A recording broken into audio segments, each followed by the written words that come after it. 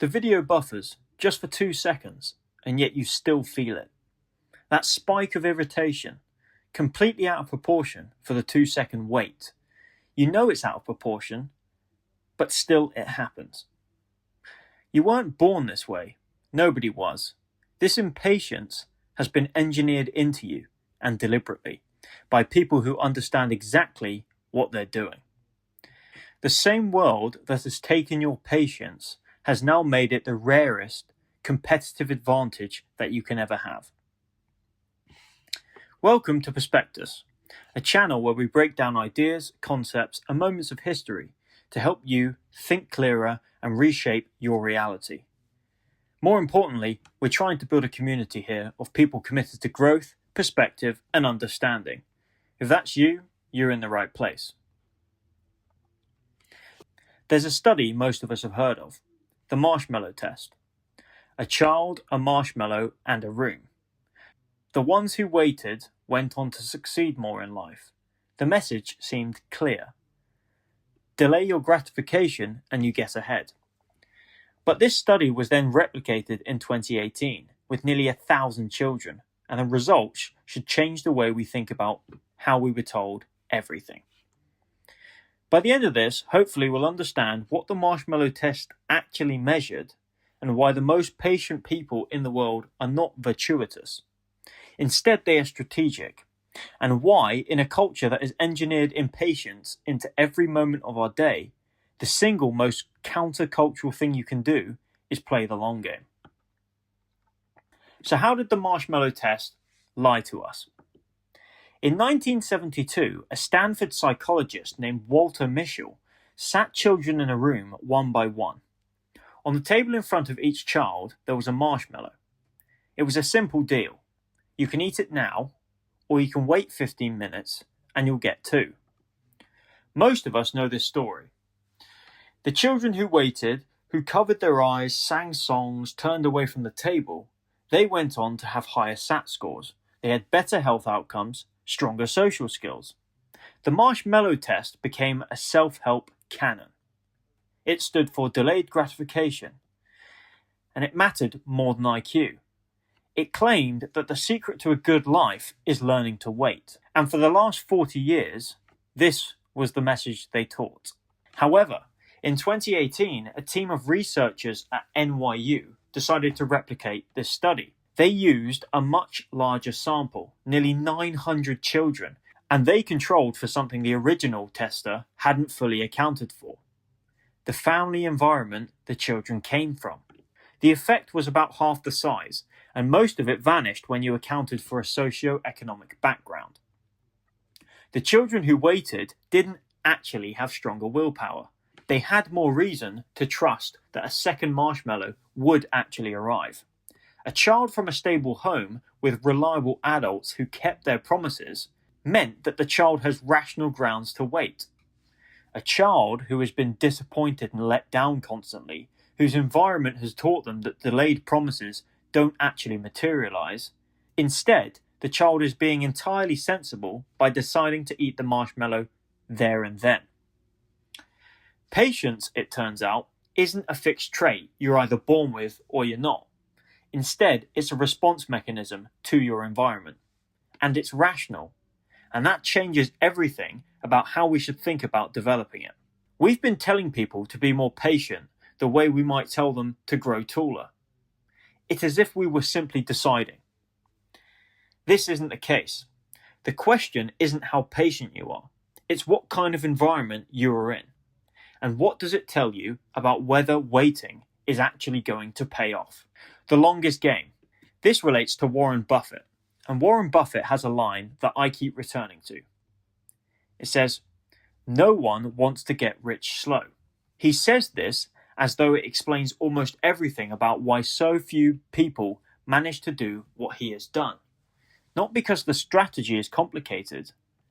Buy good companies, hold them for a long time, and let compounding do the work. The strategy is almost embarrassingly simple. The reason most people can't execute isn't capability, but patience. Jeff Bezos made the same observation from a different angle. He said If you're willing to invest on a 7-year time horizon, you're now competing with a fraction of the people you were competing with before. Most people can't hold a position in a business, a career, a relationship, or a skill for 7 years without needing to see results.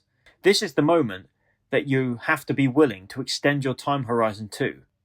In most cases, the competition quietly exits themselves. This is the thing that self-help never quite articulates clearly enough. Patience isn't a virtue. Instead, it's a moral sense. It can even be a strategic edge, because the world is full of people who are extremely good at working hard and working hard on things that will produce results, but most aim to produce results now. The market for long-term thinking is actually far less crowded than you might think.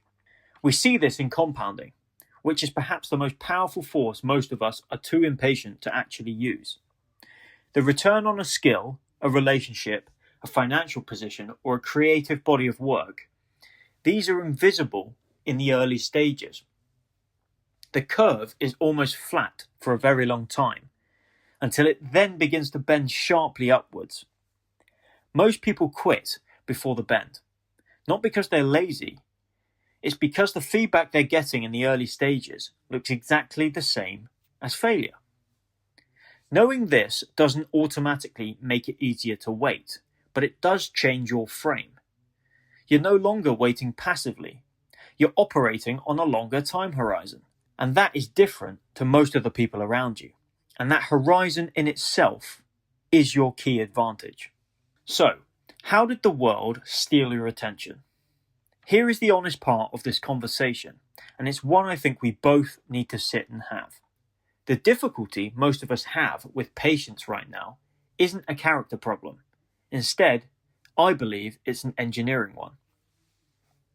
Over 70% of teachers report their students have shorter attention spans than they did over a decade ago. Researchers studying smartphone use have found that a mere presence of a phone on a desk, even face down with notifications off, drastically reduces cognitive capacity. The devices aren't just distracting us, they're actually rewiring the threshold at which we can expect stimulation. Infinite Scroll was designed by a former slot machine designer. The pull to refresh gesture was deliberately modelled on the arm of a one-armed bandit. Every time we reach for our phone to check for something new, we are effectively pulling that lever. The reward is unpredictable. Sometimes there might be nothing. Sometimes you get a hit of novelty. But that predictable element, the intermittent set of rewards, are the single most effective way to create a compulsive behaviour. We are not the first generation to be sold urgency as a virtue. Interestingly enough, in the 1950s, the cardiologist Maya Friedman coined the term hurry sickness. This was a chronic sense of time pressure, an inability to be still, a restlessness compulsion to keep moving even when the movement wasn't actually useful. He noticed it first in heart disease patients. He later concluded that it was less a symptom of heart disease rather than a cause for it. Urgency culture does something specific and damaging to how you think. It blurs the line between urgent and important. Things feel pressing, not because they're actually pressing, but because the medium they arrive through. But because of the medium that they're arriving through. A notification, an email subject line, a badge count. These are designed to specifically feel urgent. We respond to the loudest thing, but not the most meaningful. And the loudest things are rarely ones that compound. Most of us know this. We can sense it. The way a day of constant response leaves you exhausted to the point of feeling hollow. The busyness that doesn't actually add up to anything that you point to and be proud of. We've been handed a world optimized for the next 5 minutes, and the cost of living in that world, if we are not careful, is the rest of your life.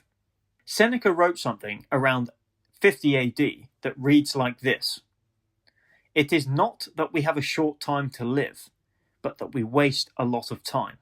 His argument on the shortness of life is uncomfortable in a very specific way. Many of us complain about not having enough time, but Seneca's observation is that we're remarkably generous with the time when it comes to things that don't matter. We give our hours to busyness, entertainment, noise, other people's matters. We treat our attention as renewable. We defer the things that genuinely matter on the assumption that there is time later, and that later is a safer place for more important things. He wrote, "Putting things off is the biggest waste of life. It snatches away each day as it comes and denies us the present by promising the future." There's an irony in the fast world that Seneca diagnosed 2,000 years before smartphones.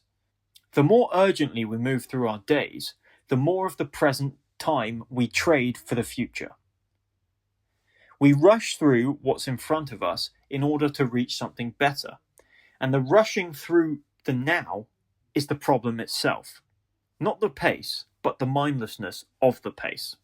Patience for Seneca wasn't about waiting. It was actually about presence, the capacity to actually inhabit the time that you're in, rather than treating it as a corridor to lead somewhere more important. I think most of us have experienced this without the philosophy to articulate it. The holiday that felt like it disappeared too quickly because you spent half of your time thinking about going back to work, or the conversation that you were present with for your eyes but not your attention. A damning example would be a year that has passed in your life without producing anything that felt true to you. Now that is not a time problem, that's a patience problem. And not the patience to wait, but the patience to stay. Finally, the competitive edge that you already have. You just need to unlock it. Here's what I want us to leave with. We live in a world that has been carefully and deliberately optimized to shorten your time horizon. Every platform, every notification, every interface you interact with has been engineered to make the next 5 minutes feel more important than your next 5 years. This means everyone around you is also playing a shorter game than they realize. The competition for long-term results is actually very thin. Not because the people playing the short game are inferior, but because the environment makes it almost effortless to be short-term. And it makes it genuinely hard to hold a position through the flat part of the curve. Patience isn't something that you're born with.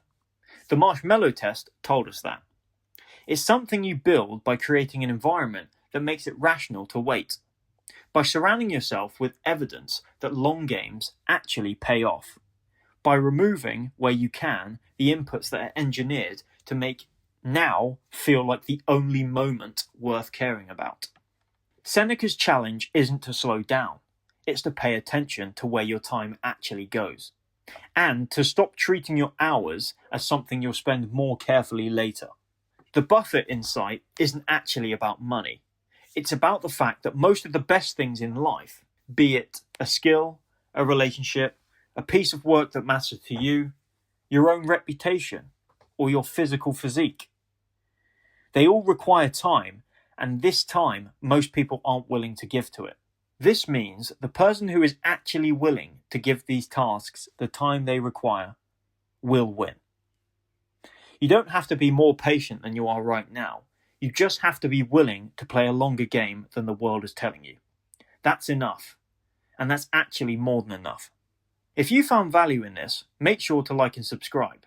Please join the Perspectus community. I'm hoping to build something meaningful. And I would also like to hear your perspective, so drop it in the comments below. I'll see you in the next one.